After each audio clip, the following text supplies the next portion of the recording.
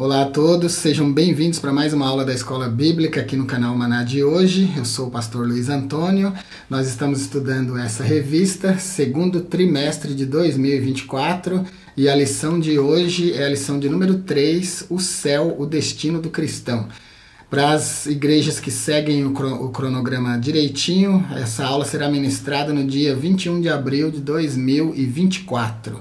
A palavra-chave da nossa lição hoje é o céu. Hoje nós vamos estudar o céu como destino do cristão. E para a gente entender melhor essa lição de hoje, que vai tratar do céu, a gente vai estudar 4 palavras dos idiomas originais. Uma hebraica e 3 do idioma grego.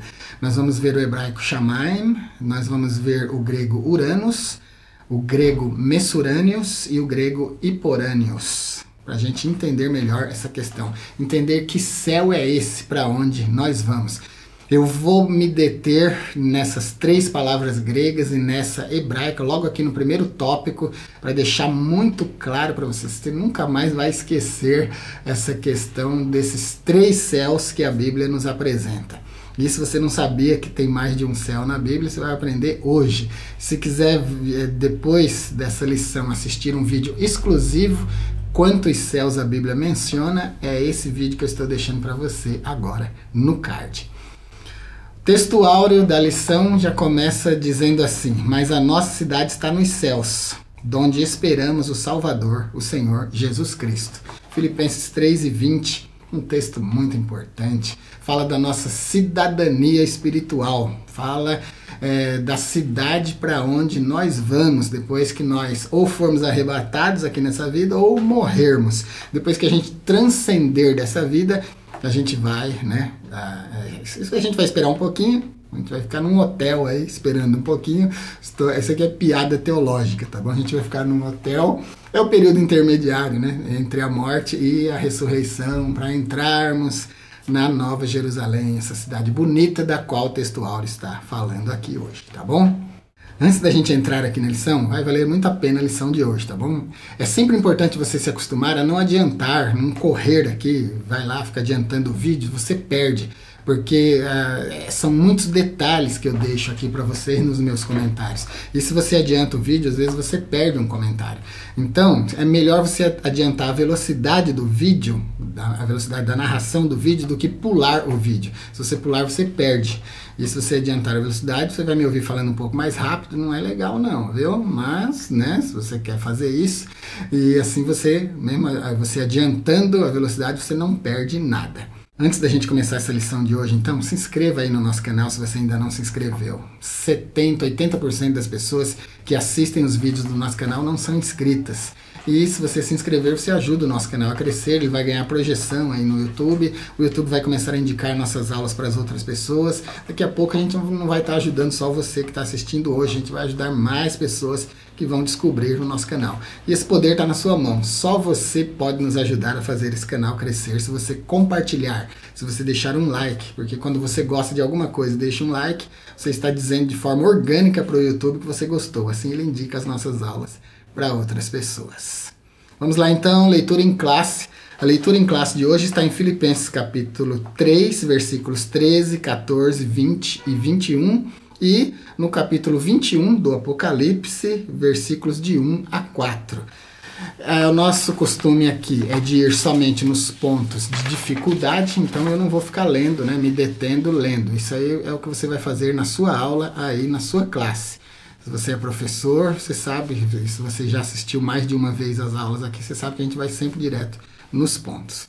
Na leitura em classe, então, destacando o Apocalipse capítulo 21, ele mostra um novo céu e uma nova terra, porque o primeiro céu e a primeira terra passarão, serão destruídos. A escritura de Pedro garante que esse céu e essa terra que agora existem serão consumidos, serão destruídos. Serão consumidos pelo fogo e darão lugar a uma criação completamente nova. Não é reformada, tá bom? A criação não será reformada. ela foi criada originalmente ex nihilo. Essa expressão teológica vem do latim. Ex nihilo significa do nada, a partir do nada. Significa que Deus, quando cria, está criando onde nada existia. Nem o tempo existia, nada existia, não existia átomo, nada. É muito difícil para a gente, né, se acostumar com essas expressões, criação ex nihilo. Como assim não havia nada e Deus começa a criar do nada? A gente tem dificuldade de entender isso porque a nossa mente, a nossa estrutura biológica, a nossa estrutura psicológica foi feita para nós existirmos dentro do tempo.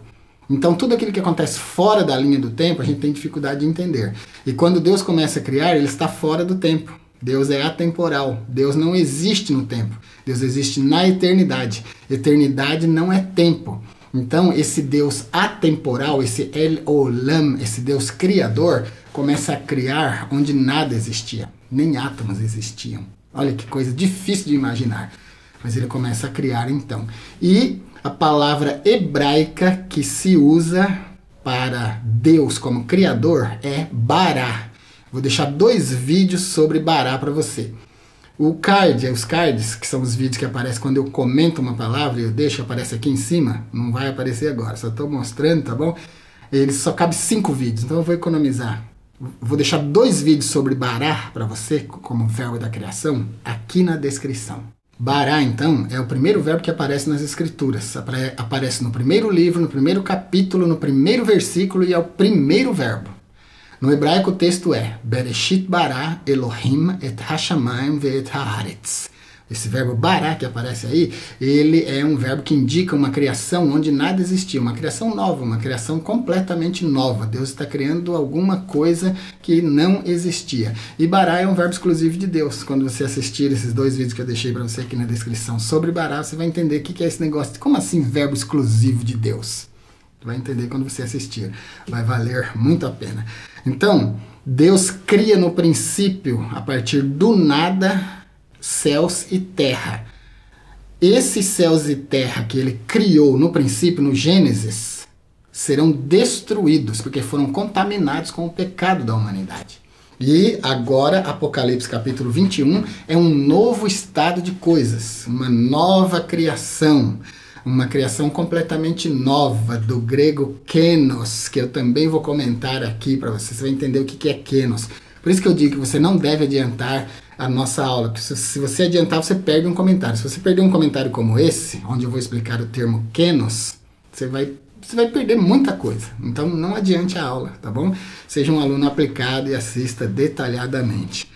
Ele vai criar então uma coisa nova, um céu novo e uma terra nova. Não é reformado como certas seitas apresentam. Deus não vai reformar.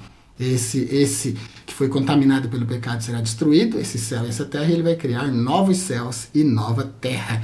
E o termo kenos, que eu vou explicar, que vem do grego para novo céu e nova terra, é que vai dar para você o entendimento exato do porquê que ele não reforma. Ele cria como novo. Então, Apocalipse 21, versículo 1 destacado aqui. Versículo 2, vi a santa cidade, a Nova Jerusalém. Essa santa cidade, essa Nova Jerusalém, será o tabernáculo de Deus com os homens. Nós vamos morar com Deus nessa cidade extraordinária. Aqui eu quero indicar para você a nossa série O Apocalipse. Eu estou no capítulo 15 do comentário do Apocalipse, versículo por versículo. Se você quiser assistir, eu vou deixar a lista, nossa playlist, a série o Apocalipse comentado também aqui na descrição do vídeo. Então, versículo 2 do Apocalipse 21 destaca a santa cidade, a Nova Jerusalém, que vai descer do céu, adornada como uma esposa, uma noiva e tal. O versículo 3 diz que ela será o tabernáculo de Deus com os homens. É onde nós moraremos com o Senhor. Essa é a concepção de céu. O céu, por assim dizer, é o lugar onde nós estaremos com Deus. Então a Nova Jerusalém será o nosso céu, será o lugar do eterno repouso, o lugar onde nós habitaremos junto com o Senhor. Mas Deus mora num lugar agora que com certeza não é a Nova Jerusalém. A Nova Jerusalém ele fez, para morar conosco, mas ele mora num lugar agora que a gente chama de céu. Então você já percebeu que Deus mora num lugar que não é a Nova Jerusalém, onde a gente vai morar com ele, o que será para nós o céu. O céu é um lugar de delícias. O céu é um lugar de repouso eterno, o lugar onde nós descansaremos de toda a nossa labuta aqui da terra. Mas a gente já percebeu que não é o lugar onde Deus mora agora, né? Porque a Bíblia garante que a gente vai morar numa cidade. E Deus vai habitar conosco nessa cidade. O livro do Apocalipse deixa tudo bem detalhado. Então, a gente não vai para o céu na concepção que a gente tem agora. A gente tem a concepção de, eu vou para o céu, para o terceiro céu, para o lugar da imediata presença de Deus. Bom, onde Deus estiver será o céu. Mas a gente não vai para o céu onde Deus está agora. Talvez a gente dê uma passadinha por lá, porque vai ter um negócio de um juízo, né? Deus vai julgar todos, vai julgar os ímpios, vai ter o tribunal de Cristo, a gente vai ser arrebatado, vai passar um período num lugar que ainda não é a Nova Jerusalém. Então a gente vai dar uma passada por ali. Agora, morar lá para sempre, acho que não, né? A gente vai morar na Nova Jerusalém. E vou destacar também o versículo 4 do Apocalipse 21, que são 4 coisas que não vai ter no céu. Apocalipse 21 diz: E Deus limpará dos seus olhos toda lágrima, e não haverá mais morte, pranto, clamor e dor. 4 coisas que não haverá no céu. A morte, então, é essa coisa aterradora que atinge todo ser humano que habita sobre essa terra. E ela traz consigo essas outras 3 coisas implacáveis, que é o pranto, o clamor e a dor. Eu vou deixar na descrição, olha, você já viu que eu vou deixar um montão de vídeos para você hoje na descrição, né? Então eu vou deixar vídeos no card, daqui a pouco eu vou começar a indicar vídeos aqui no card, vou deixar na descrição e vou deixar nas telas finais. Quando a aula acabar, vai entrar nos últimos 20 segundos da aula, 4 vídeos que eu vou deixar para você nas telas finais. Então, eu vou deixar aqui agora como será a vida depois da morte, no card para você. Mas vou deixar outros vídeos, pelo menos 3 ou 4 a respeito da morte. Se você assistir esses vídeos, você vai entender com classe, você vai entender com categoria o que é a morte do ponto de vista bíblico. Você vai ver pessoas que morreram, voltaram e não falaram nada de como é lá. Você vai ver como é lá e coisas desse tipo. Você vai ver o que é a morte do ponto de vista bíblico, teológico. Eu vou explicar no vídeo Shahat, o anjo da morte. Então, vídeos importantes que eu vou deixar para você. Então, o versículo 4 é importante porque ele fala da morte, do pranto, do clamor e da dor. 4 coisas que não haverá no céu. E Filipenses 3, 20 e 21, destacando aqui na nossa introdução, mas a nossa cidade está nos céus, de onde esperamos o Salvador, o Senhor Jesus Cristo, que virá e transformará o nosso corpo abatido para ser conforme o seu corpo glorioso, segundo o seu eficaz poder de sujeitar também a si todas as coisas. Filipenses 3, 20 e 21 mostra para nós que a gente não deve ter medo da morte. Se você é alguém que está esperando o céu como cumprimento da sua vitória final, você não pode ter medo da morte, porque a morte é o veículo que vai nos levar para esse lugar. Não tem jeito de ir de outro jeito, a gente só vai morrendo. E a gente estranha a morte, a gente não gosta da morte. Eu disse que a morte atinge o anthropos, o homem, o ser humano, de uma forma catastrófica, porque a gente foi feito para viver para sempre. Então a gente nunca vai aceitar a morte, mas ela é o veículo de transcendência dessa vida para outra vida. E a gente nunca vai aceitar porque a gente não tem a noção exata de como é. Apesar de que eu deixei para você aqui na descrição um vídeo de como é a vida depois da morte, deixei aqui no card também para você, como é a vida depois da morte. Se você assistir, você vai ganhar muito, mas a gente não tem certeza. A gente lê na Bíblia como é, mas a gente não tem certeza. E essa falta de certeza é que causa o medo. Vamos paralelizar aqui. Vamos fazer um exercício mental. Se você já viajou para algum estado do Brasil, para alguma cidade específica que você gosta, você conhece.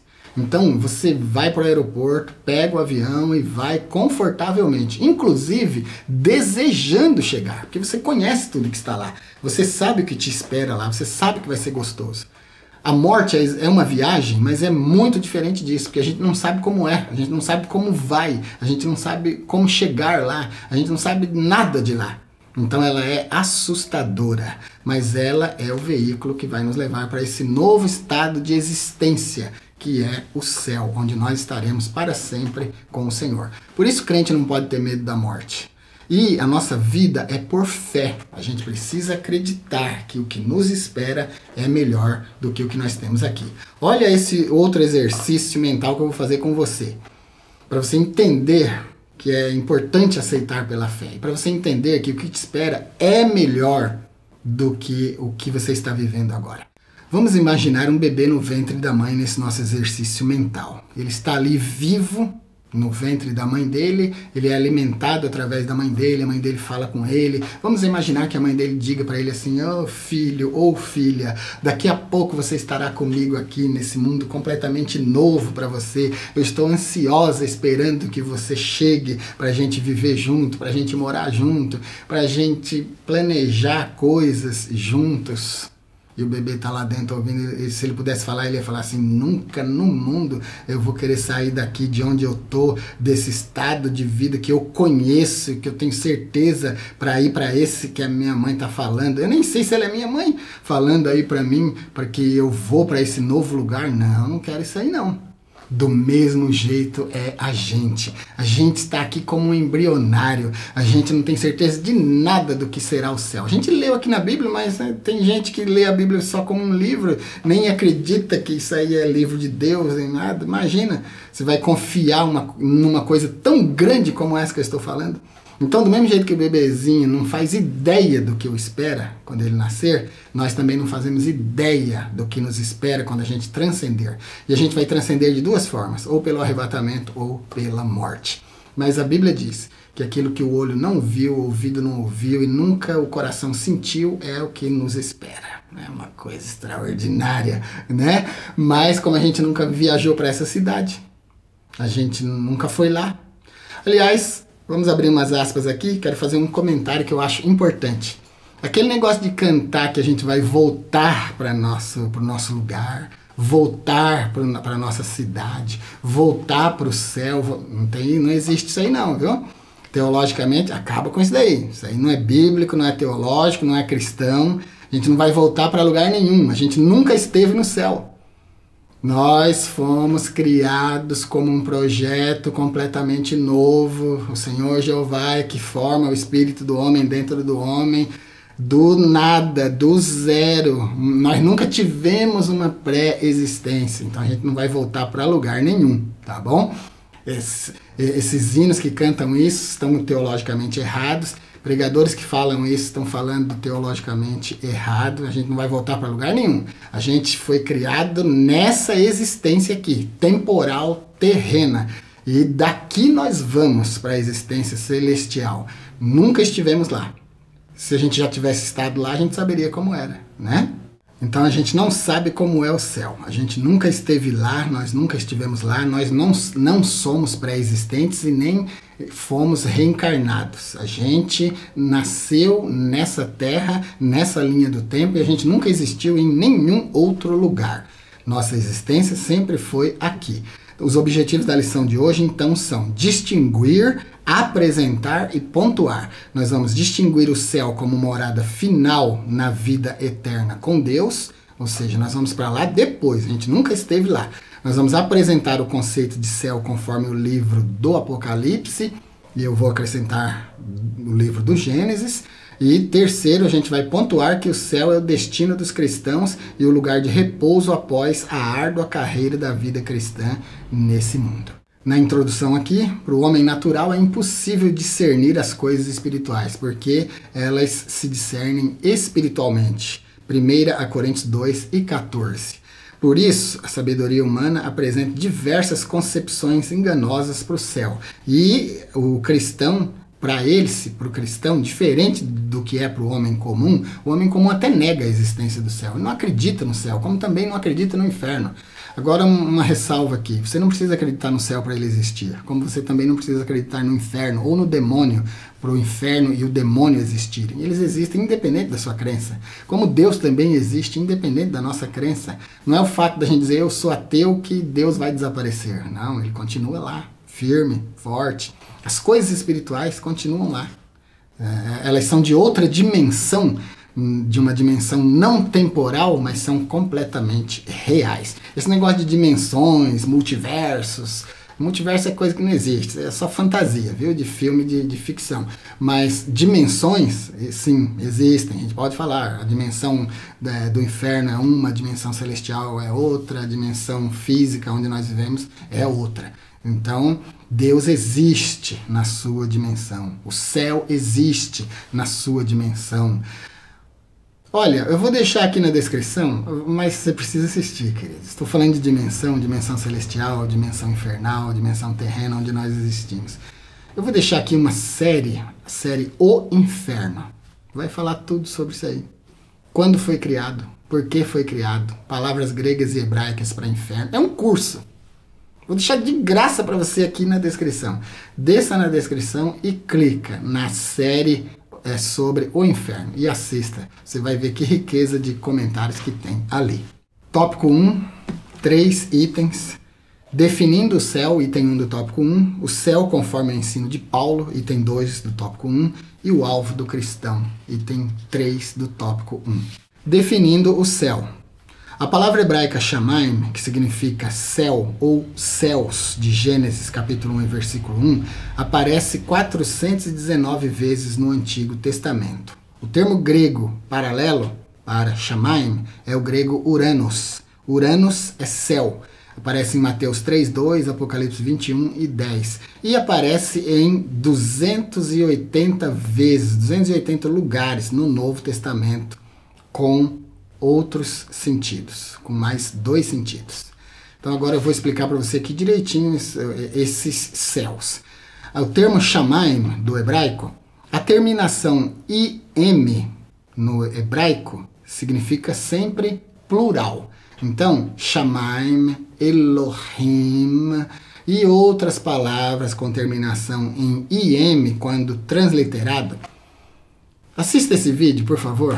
O que é transliteração? Para o seu bem, para você acrescentar mais ao seu conhecimento teológico, assista esse vídeo. O que é transliteração? Você vai entender. Aqui nós temos escrito Shamaim, do jeito que está aparecendo aí agora, eu coloquei para você aí na legenda, Shamaim. Aí é o hebraico transliterado. Ele não está escrito nos caracteres hebraicos. Agora, essa palavra que está aparecendo aí é Shamaim, escrito em hebraico, com os caracteres, com as letras hebraicas. Você não sabe ler escrito em hebraico do jeito que está aparecendo aí. Mas quando eu coloco a transliteração, do jeito que eu estou colocando aí agora, aí você consegue ler. Shamaim. Isso é transliteração. É dar para o caractere de outro idioma um valor sonoro com os caracteres do nosso idioma. Aí dá para ler. Então o hebraico Shamaim, com a terminação im, como aparece aí na transliteração, significa um plural. Significa então céus, mais de um céu. Então quando no hebraico aparece Bereshit bara Elohim et hashamayim ve'et haaretz, esse Shamaim é céus. Significa 3 céus. O primeiro céu, que é o céu das nuvens, onde os aviões, as aves voam e onde as nuvens estão suspensas, até 12 mil metros de altura. Esse primeiro céu, no hebraico não tem descrição para ele, mas no grego é Uranos. Uranos, no grego, é o primeiro céu, é o céu atmosférico, é a atmosfera da Terra. Olha esse desenho que você está vendo aí, que eu estou colocando para você, o planeta e a atmosfera. Essa parte meio azulada ao redor do planeta aí é a atmosfera. A atmosfera é segura pela gravidade. Esse é o primeiro céu. Isso daí, da camada da superfície da Terra até o final dessa atmosfera, desse céu Uranos do grego, mede 12 mil metros mais ou menos. Esse é o primeiro céu. Rompeu a gravidade, saiu de Uranos, entra no Messurâneos, que é o segundo céu, é o céu sideral, o céu das estrelas, o céu dos planetas, o cosmos, onde não tem oxigênio, é a vastidão do universo. E depois nós vamos ter Epurâneos. Epurâneos é o terceiro céu. Aí já é outra dimensão. Você não vai para lá com naves, você não vai para lá com foguetes, você não consegue viajar para lá, porque é outra dimensão, é a dimensão atemporal, é o lugar da imediata presença de Deus. Eu nem sei dizer para você com certeza se esse céu aí foi criado junto com os outros 2. Eu acredito que não, mas eu não tenho como provar. Estou colocando aqui só como conjectura. Quer saber o que é conjectura? Esse vídeo aqui. Estou só conjecturando, mas é muito possível que esse terceiro céu já existia, porque Deus já existia antes da criação do primeiro e do segundo céu. Então, aqui no Gênesis 1 e 1, Bereshit bara Elohim et hashamayim, no princípio criou Deus os céus, é o atmosférico e o sideral. O das nuvens e o planetário. Aqui onde os planetas estão, está tudo que os cientistas ficam gastando seu tempo pesquisando. O telescópio Hubble enxerga até onde não dá mais para enxergar. Essa é a vastidão do cosmos. Esse aí é o segundo céu. Então, Uranus, quando transliterado para o latim, é assim: Uranus é uma divindade, é um deus. Uranus, na mitologia grega, também é uma divindade, é o deus dos céus. Shamaim, então, do hebraico, pode ser traduzido literalmente como altura, enquanto Uranus é traduzido do grego como elevado. Então, é elevado da superfície da Terra até 12 mil metros de altura. Uranus é esse lugar, é aqui o céu, acima da nossa cabeça. Ambas as palavras são usadas para se referir a 3 locais distintos, como eu já falei. O céu atmosférico, você encontra uma referência em Deuteronômio 11:11 e 17.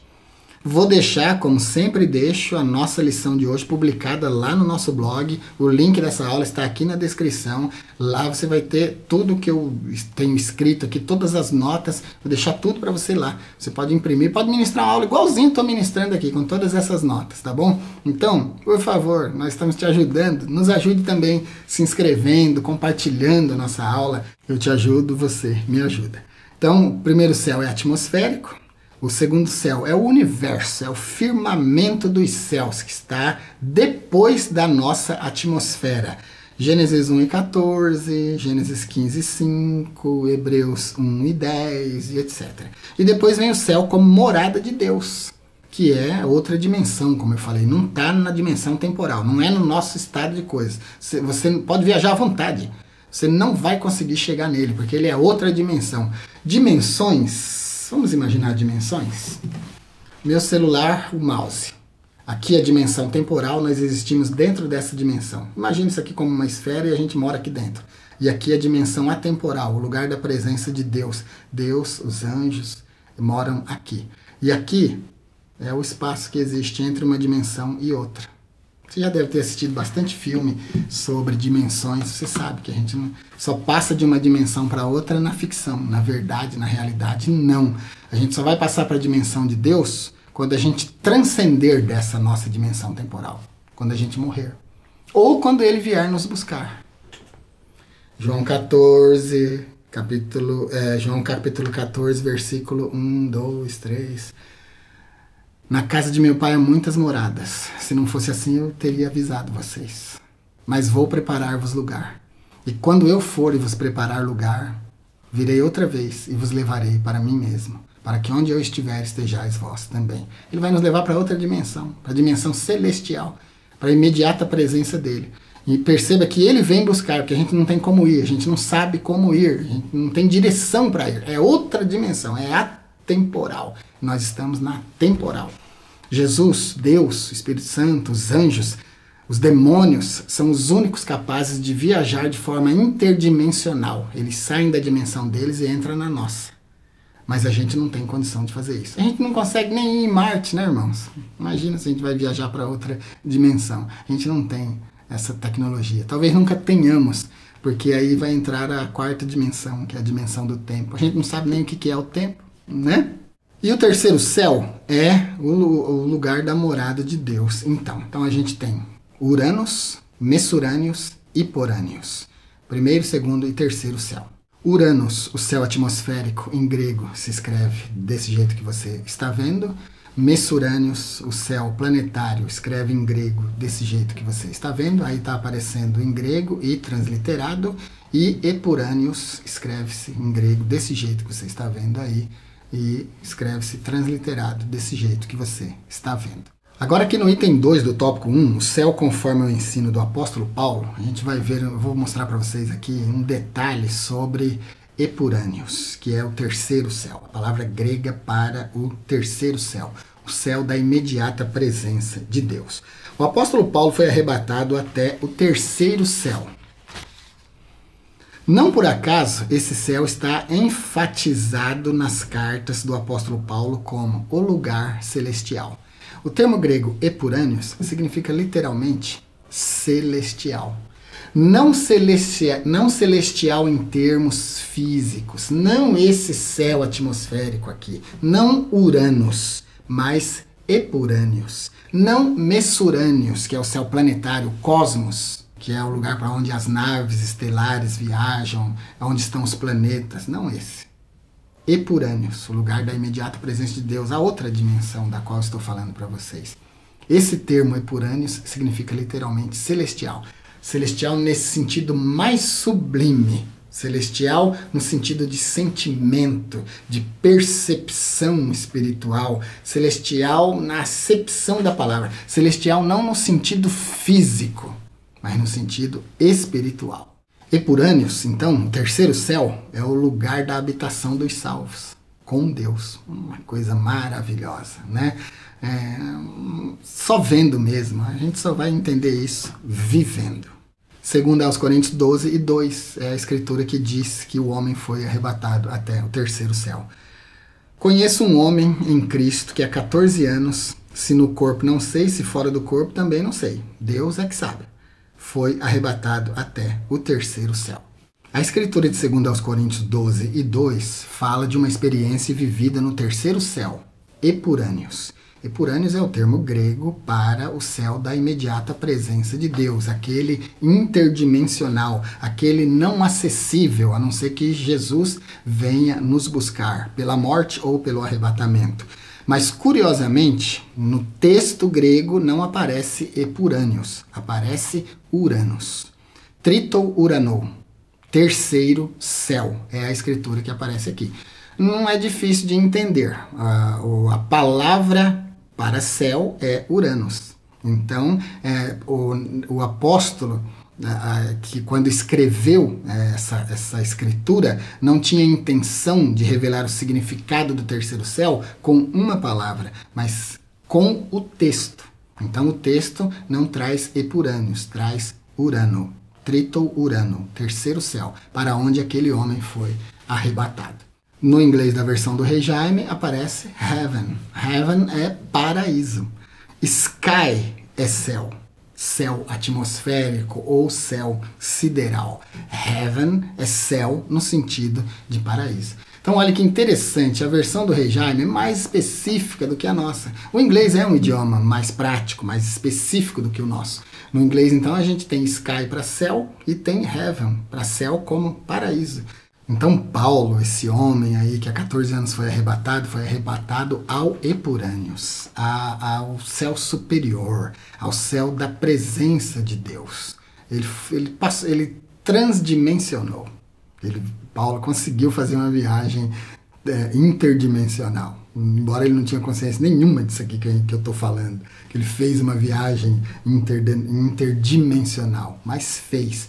Como João, quando foi arrebatado também para escrever o Apocalipse, né? Foi arrebatado em espírito. Então ele interdimensionou. Saiu da dimensão física, foi para a dimensão espiritual para ver. E é interessante a gente pensar nisso em termos científicos, porque quando você atemporiza, quando você sai da dimensão temporal, você consegue ver passado, presente e futuro como se fosse ao mesmo tempo. É o que João vê no Apocalipse. Fica até difícil as palavras de João. Tem hora que ele está falando no passado, daí a pouco ele está falando no presente, depois ele está falando no futuro, porque a temporalidade se perde. O tempo se dilata na presença daquilo que é eterno. O tempo não existe na presença do eterno. E o item 3 aqui, o alvo do cristão. O alvo de Paulo sempre foi Cristo, sempre foi o céu, sempre foi estar com Deus. Inclusive, o apóstolo Paulo fala uma palavra que a gente só consegue entender se for completamente espiritual. Ele diz assim: já não sei o que é melhor, se é partir e estar com Cristo ou ficar vendo o progresso, desenvolvimento da igreja. Esse versículo que você está vendo aí na tela. Então, o apóstolo Paulo já era uma pessoa transcendente. Ele enxergava muito lucidamente o alvo dele, que era o céu, que era Cristo. E nós precisamos, eu estou fazendo um comentário aqui bem rápido, bem objetivo, do item 3. Nós também precisamos nos apossar desse alvo de Paulo e viver essa vida esperando na eternidade. viver uma vida em Cristo, para que nós possamos alcançar esse alvo, que é a Nova Jerusalém, o lugar onde moraremos com Deus e estar com Cristo. Quando eu falo viver na expectativa da nova cidade, viver na expectativa do céu, não estou falando que não é para viver a vida aqui. Não é para ser uma pessoa que não aproveita nada dessa vida aqui. O que a gente não tem que aproveitar nessa vida aqui é o pecado. É a imundície desse mundo, as coisas erradas, mas as coisas lícitas precisamos aproveitar sim, devemos aproveitar sim, viver uma vida feliz, alegre, completa nessa vida e depois passarmos para outra. Tópico 2, tópico muito interessante, a gente só tem 2 itens aqui no tópico 2, o tópico 2 é a descrição do céu segundo o livro do Apocalipse. Nós temos o item 1, o novo céu e a nova terra, e o item 2, a linda cidade como nossa nova morada. O novo céu e a nova terra.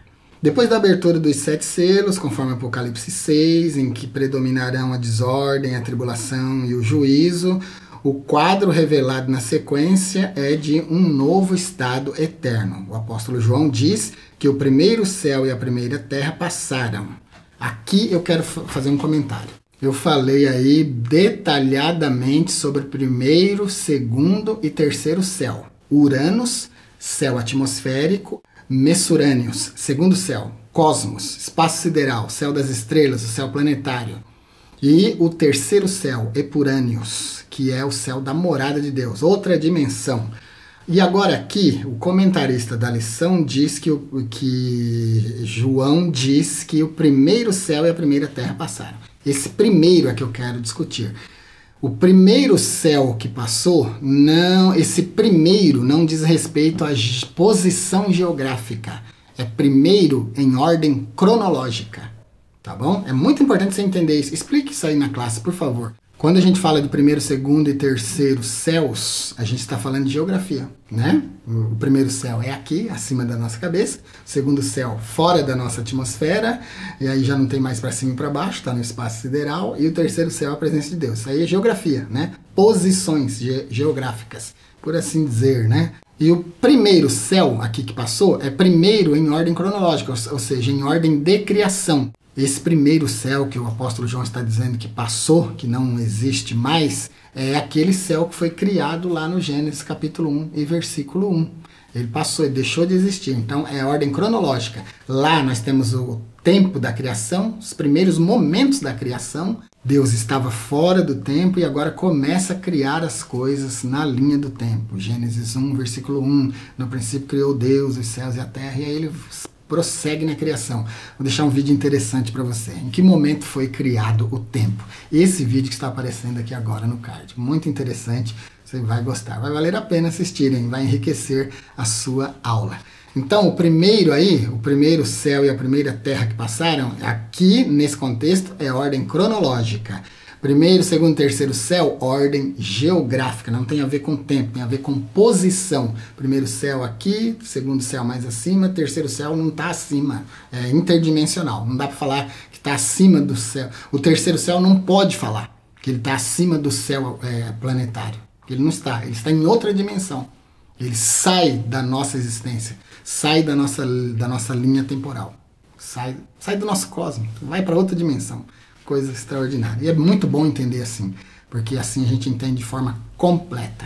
E aqui no item 1 do tópico 3, o novo céu e a nova terra, comentando Apocalipse 21 e versículo 1, e vi um novo céu e uma nova terra, o termo grego que aparece aí para novo é kenos. Kenos significa uma coisa completamente nova. Olha a nota. Kenos é uma coisa nova em termos de qualidade. Esse termo grego, kenos, ele se refere a alguma coisa inovadora, uma coisa inédita, uma coisa que nunca aconteceu, nunca foi feita. Novos céus e nova terra são uma coisa inédita. Por isso o grego kenos se encaixa perfeitamente nessa descrição. E vi um novo céu e uma nova terra. Esse termo ele é usado para descrever algo que é de natureza completamente diferente e que pode ser contrastado com aquilo que a gente via. Então esse novo céu e essa nova terra é de nova natureza. Isso aqui agora é uma nova criação. Essa criação não tem mais a ver com a criação primordial, com a criação do Gênesis, lá onde Deus usa o verbo hebraico bará, Bereshit bará Elohim, et hashamayim et haaretz. No princípio criou Deus os céus e a terra. Agora João, que foi transcendido, interdimensionado, passou da dimensão temporal para enxergar coisas que ainda acontecerão no futuro.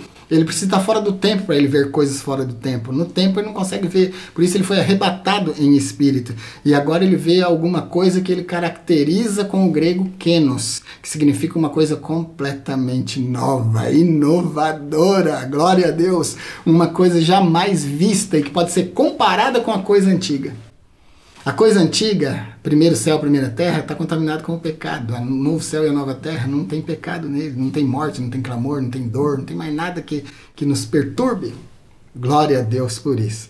Então é muito completa essa descrição de kenos, traduzido como inédito, como novo, como jamais produzido. E o item 2 do tópico 2, a nova cidade como nossa nova morada. Esse tópico aqui eu não vou comentar porque eu não quero complicar nada, né?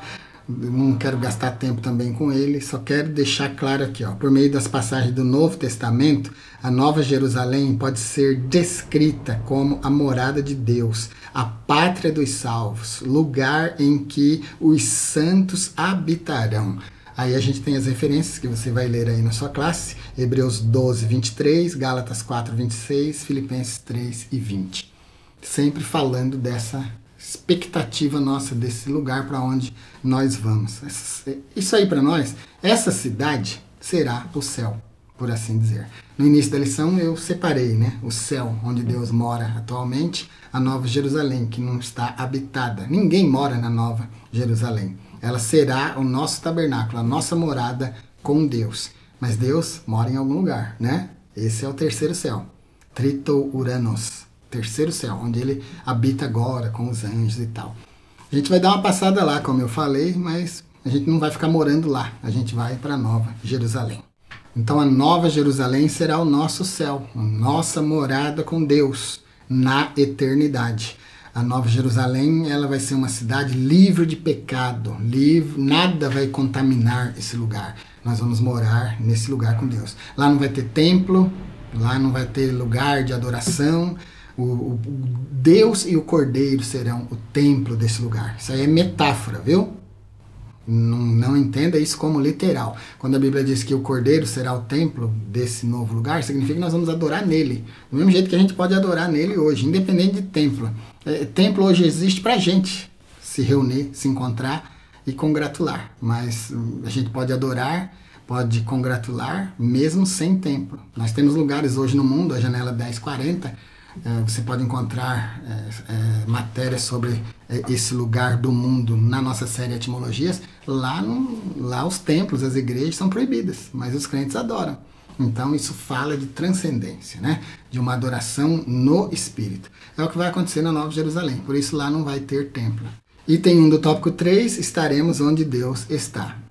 Pelo que eu já explanei até agora, eu acho que é bom a gente mudar essa palavra aqui, está, para estará, porque já ficou bem claro que a gente não estará onde Deus está, porque Deus está no terceiro céu e a gente não vai para lá, a gente vai habitar depois de arrebatados e mortos, depois do final de todas as coisas, a gente vai para Nova Jerusalém, né? Então é outro lugar. Então a gente está, vamos corrigir aqui, estaremos onde Deus estará. Deus estará conosco na Nova Jerusalém. E o lugar onde Ele está agora, a gente provavelmente vai passar por lá, para o julgamento, tribunal de Cristo e tal. Depois vamos para Nova Jerusalém, destino final e eterno dos salvos com Deus. João 14:3 não fala exatamente do lugar, mas diz que no céu há muitas moradas, que se não tivesse moradas lá, ele nos avisaria, mas há, por isso ele foi nos preparar lugar, e indo, voltaria para nos levar para ele mesmo, para que onde ele estivesse, a gente estaria também. E o Apocalipse deixa claro que onde nós estaremos com ele é a Nova Jerusalém. Por isso que eu estou fazendo essa defesa. Item 2 do tópico 3, as lágrimas cessarão. Lembra das 4 coisas que não haverá no céu? Não vai ter morte, nem clamor, nem dor, não vai ter lágrima. Tudo isso vai cessar. As lágrimas, elas nos acompanham durante toda a nossa vida. A gente chora quando nasce, chora quando pessoas morrem, chora durante a vida. Lágrimas são uma coisa presente na vida do ser humano. A gente chora de alegria, chora de tristeza, mas lágrimas estão sempre presentes nos nossos olhos, na nossa vida. Esse negócio de que homem não chora é mentira. Eu choro em todo culto que eu vou. De forma real, verdadeira, sentindo a presença de Deus, sempre rola uma lágrima. Você viu que eu me controlei aqui agora há pouco, né? Na hora que a gente estava falando daquela forma efusiva, gostosa, meditando no que será o céu, né? Aqui é uma aula, aqui não pode ser culto, aqui é aula. Então, as lágrimas cessarão. Tudo isso será possível porque haverá também uma transformação no mundo físico. Eu não sei o que o comentarista quer dizer com esse negócio de mundo físico, mas se ele estiver falando do céu e da terra, ele não pode usar o termo transformação, tá bom? Porque a gente já deixou bem claro aqui que o primeiro céu e a primeira terra não existe mais. Eles foram destruídos e deram lugar para uma coisa kenos, completamente nova. Nova em todos os sentidos, como eu expliquei o termo kenos. Então, não vai ter nada transformado. Vai ter tudo novo. Se ele estiver falando de mundo, de nova ideia de coisa palpável, né, coisa que a gente possa pegar e tal, se estiver falando disso, até que tudo bem. Mas não pode estar se referindo a céu e terra. Como eu não sei do que ele está falando, só essa ressalva. Vê como que você consegue colocar isso aí na sua lição.